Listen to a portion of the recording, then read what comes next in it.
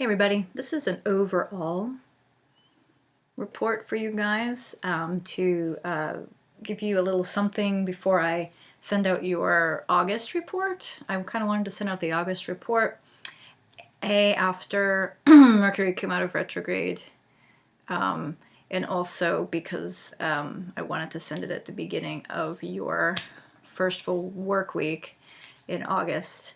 So what's going on right now, right this second, is what sticks out to me. And of course, astrologers are always going to go after what sticks out to them. So the perspective of your astrologer matters and it's going to be different, which is why it's always good to consult multiple people, right? So I see in the sky, what really is prominent for me is that not only do we have new moon in Leo and conjoining Venus, but also trining Chiron. So some of us know a little bit about Chiron because it might have been touched upon in your charts if you subscribe to my horoscope service, or if you've gotten a reading from me, or from the posts in my Facebook group, our Facebook group. So Chiron bridges the gap between experience and wisdom. It bridges the gap between Saturn and Uranus, literally in the galaxy. And it's an asteroid, and it's symbolized by a centaur. Chiron was a healer, mythologically, that was wounded, and his wound never healed. But he could heal everybody else, and he was known for that. So it often represents what in us is either lacking or what we diminish in ourselves, and as a result feel compelled to build up in others, or we see certain potentials in others that we might block ourselves from seeing that we have, and that we can cultivate it. And Chiron brings opportunity for healing through Aryan energy. And Aries is the first sign of the zodiac, hence it is like the Fool in the tarot deck. And it's all about new beginnings, and it's a cardinal sign, so it likes to start things. And like most of the fire sign energy too, it's good at starting things, but not terribly great at finishing. Particularly Aries is like really good at this. My Mercury in Aries can attest to that. And you can be sure to get a lot of ideas and a lot of sudden motivation, and then maybe it drops off. So it's really about priorities. So Chiron and Aries can teach us a lot about what our priorities are in our own ability to heal from the wounds that we've accumulated throughout our lifetime, and if you're into the past life thing, from past lives too. And it gets to utilize the energies of Venus for a little bit and the moon for today. So for today, the energies of the moon, which are all about emotional security, and basically the moon, your emotional security and your emotional reactions and your unconscious reactions to the environment around you and to your safety being threatened. That develops before you're even born. So if you were born into some kind of trauma, chances are the expression of your moon sign might be a little bit blocked, or might be stunted in terms of its maturity, right? So if you know your moon sign and you've gotten a reading from me, you can always refer to that, to what your natal moon sign means. But in any case, whatever it might be, you can usually get a pretty good beat on it based on your childhood. And so someone's moon sign and the placement of their moon and the way other luminaries, angles, and or planets interact with the moon can tell me a lot about somebody's childhood. And I've freaked out a lot of people by, basically intuiting certain things from the map of their chart in front of me. So only you know what those things are, but we have Venus to help us along, and Venus is it's a benefic planet. It doesn't always start a lot of things and give you the impetus to to begin something, but if you take the initiative, Venus will help pull you along on a nice, soft, pillowy ride to a certain degree, anyways. I mean, Chiron, anytime you're dealing with wounds, old wounds, and your own self healing, you're going to bring up stuff, triggers from the past, and the moon is about emotional triggers, really. And whatever triggers you, whatever you feel like you can blame somebody else for is often in your moon sign and something that might have popped up in your childhood. So when you blame other people for making you angry or making you sad or this or that, what you're really kind of doing is eschewing the responsibility that you have for your own emotional state. And yeah, it's easy to get pissed off at certain things. If your personality is more one of anger, it's easy to get sad. It's easy to get down on yourself, or to numb yourself if that's your first reaction to things, because it's something that you probably taught yourself or you learned. Most likely, you learned it from watching one of your parents or one of your strong male or female figures growing up, right? So we're trying to break that cycle with Chiron and Aries.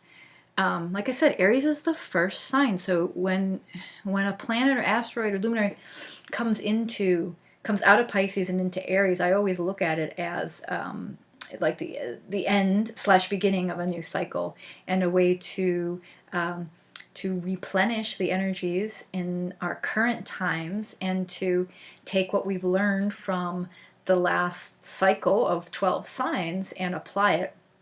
So what are we learning? We're learning that that maybe our society and culture has over masculinized everything, and maybe we're learning that we're imbalanced, and that we can revere both masculine and feminine energies, which are present in everyone and everything, and that one doesn't have to be held higher than the other, and that one is neither better or worse. They're both equally well utilized in various situations based on what the perceiver feels is needed. So, yes, sometimes masculine energy is very necessary to create very strong boundaries with somebody who maybe isn't very good at sensing, who you are and what you need.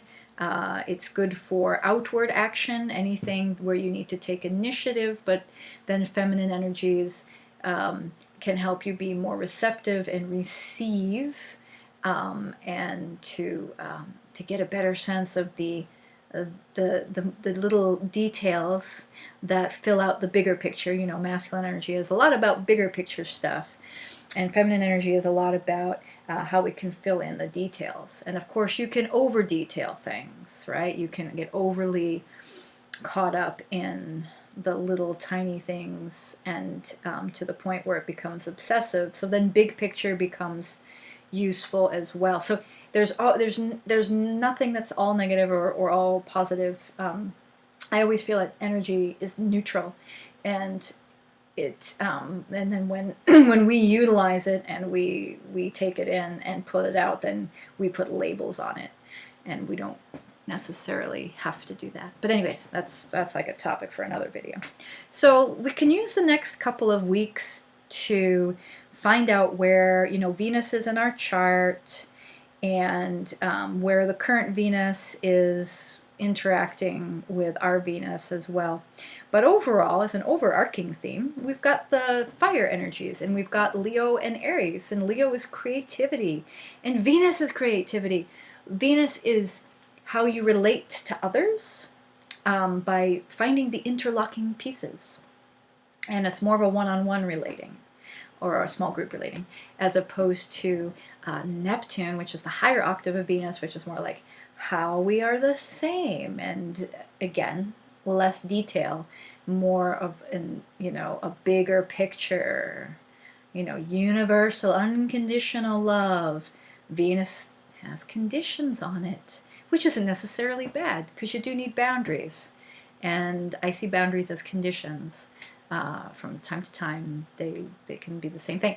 So Venus is about your interlocking pieces, and it is about creativity and art and beauty. And since every relationship that we have is its own unique creation, we don't ever relate with anybody exactly the same as another person. So then we can look at our relationships with other people. Doesn't matter who it is, could be coworkers, spouses, or kids, or siblings, or friends, or the person that pours our coffee every morning. We can look at those as separate individual creations, and how are we fulfilling each other's sense of creativity and beauty, and are we making our lives like a beautiful place, or are we counting on external circumstances to come in and save us, so to speak? Because Aries is cardinal, right? So it says you need to make a change yourself. Stop waiting around for other people. And Aries is also way too impatient to wait for other people. It's one of the reasons why I endeavored to learn how to read really, really early, because I was sick of waiting for people to read to me. Stuff like that, right? So sometimes that impatience can bring about a sense of like self-sufficiency, right? And then the other side is that Leo likes to be an individual that stands out and likes to be admired for its unique qualities. And so this is a time for you to use that masculine energy to put yourself out there and stand out there and say, look at me, look what I have to offer. And then it has to stop there, because you can't expect that everybody is going to see your awesomeness. They're not. And it's not about you. It's just their perception.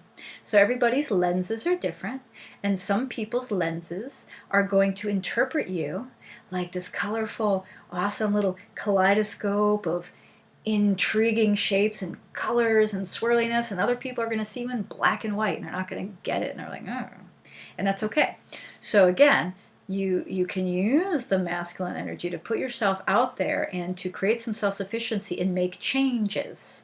Don't expect other events or things to just sort of change. You have something in the past that's pissing you off or holding you back or making you sad or making you feel like you don't have any feelings because you're afraid to get hurt. We all have stuff like that. You need to make the change. You can't just sit there and wait. Time does heal to an extent, but you have to make changes in how you choose to look at the world. And then Leo, Venus in Leo comes in and says, create the changes you want to see. Does that thought make you sad? Yeah, it does. Okay, well, what's a different thought we can use to replace it? Not that we're bypassing sadness, but if you've gotten to the point where you've already okay, I felt my sadness, I've been pissed off, I'm now kind of feeling like I'm caught in a little bit of a depression. Maybe it's time now to make a change. Let yourself feel the stuff, but then start changing. Start creating a different reality. Start choosing different thoughts. Choose things to look forward to. Choose art to create. It doesn't have to be good, just enjoy it. Choose people to create relationships with that you enjoy being with. Don't settle for people that piss you off or kind of suck you dry or only want to be around you when it's convenient for them. So this is a place where this is a really good phase in the next couple of weeks, for new beginnings, or to even take things that already exist and put some fertilizer in them and talk to them really nicely and then make them blossom. Because there's been so much retrograding going on, which is good because we need time to reflect and look back on things and see what we can learn. But there's only so much of that you can do. Then it starts to feel like you're stuck or that you're clinging to the past. So now is the time to start creating a new existence for yourself. And because Venus is involved, it could, depending on your chart, but there's an overarching theme that people are becoming more open in general, ideally to love and relationships. And even if you're just dipping your toe in the water and then staying there and then dipping the other toe and taking things really slow, that's fine. It's still progress. It's not about the speed.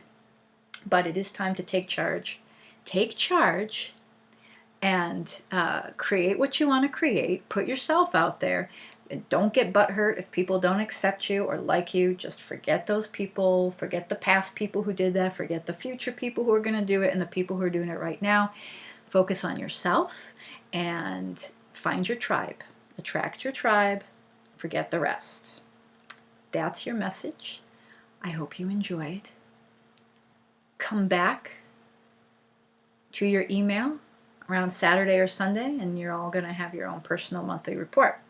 And I'm posting this on YouTube, so if you're on YouTube and you're like, I want a monthly and weekly subscription, where can I sign up for that? Well, just look down at the comments, send me an email, tell me that you want a subscription and how you want to pay, and I will send you the rest of the details. Okay, have a good month, everybody. Talk soon.